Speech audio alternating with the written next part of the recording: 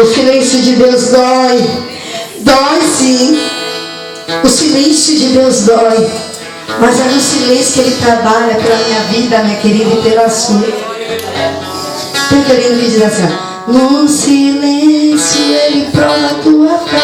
No silêncio saiba que contigo é. No silêncio Ele vai agir.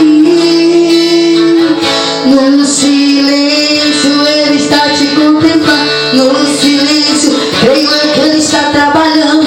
No silêncio tem que adorar, porque o milagre chegar.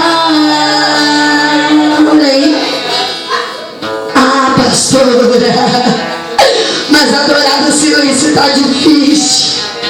Não é como andar aí, tá doendo.